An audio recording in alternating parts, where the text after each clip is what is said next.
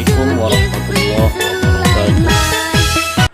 Semoga kita semua senantiasa dalam keadaan sehat walafiat dan selalu dalam lindungan Allah Subhanahu wa taala. Amin ya rabbal alamin. Anak-anakku semua, pada kesempatan ini kita kembali belajar pendidikan agama Islam dengan materi pembelajaran Mari Belajar Surat An-Nasr. Sebelum kita mulai pembelajaran ini, mari kita berdoa. Bismillahirrahmanirrahim. Rabbi zidni ilman warzuqni fahman waj'alni minas solihin. Ya Allah, tambahkanlah aku ilmu dan berilah aku kemampuan untuk memahaminya, dan jadikanlah aku termasuk golongan orang-orang yang soleh.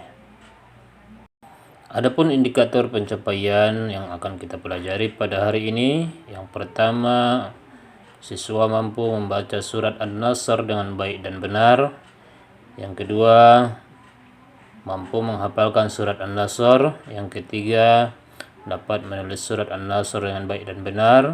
Yang keempat, mengetahui makna surat An-Nasr dan juga kandungannya. Membaca surat An-Nasr. A'udzu billahi minasyaitonir rajim. Bismillahirrahmanirrahim.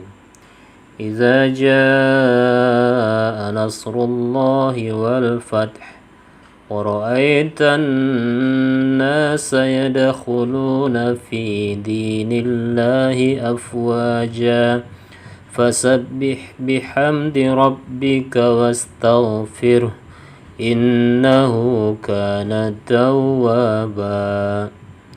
Anak-anak semua, hal-hal yang perlu diperhatikan dalam bacaan ayat-ayat ini adalah, yang pertama, kita harus fasih dalam mengucapkan hurufnya ataupun makharijul huruf. Yang kedua, panjang pendeknya harus benar, dan juga tajwidnya, baik ya dengungnya atau bacaan yang disamarkan. Menghafal surat An-Nasr. Cara menghafal surat An-Nasr, yang pertama dengan mendengarkan bacaan sesering mungkin. Yang kedua, mengulang-ulang bacaan ayat demi ayat. Yang ketiga, membaca tanpa melihat Al-Quran. Bagaimana manfaat menghafal Al-Quran? Yang pertama, manfaat menghafal Al-Quran.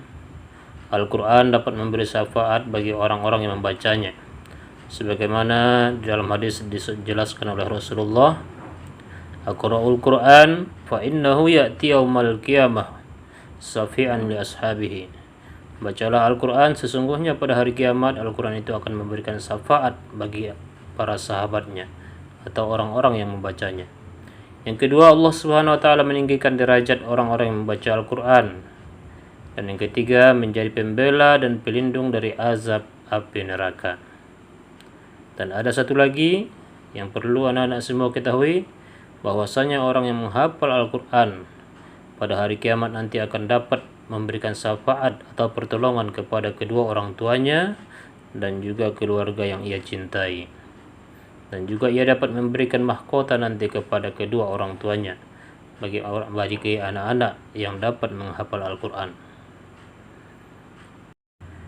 Menulis surat An-Nasr. Menulis Al-Quran dimulai dari kanan ke kiri.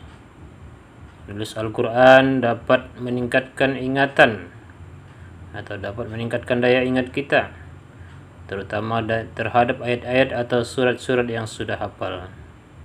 Hal ini jelas sekali kalau kita sering membaca Al-Quran, menulis Al-Quran, maka akan dapat meningkatkan daya ingat kita terhadap hafalan yang sudah kita hafal.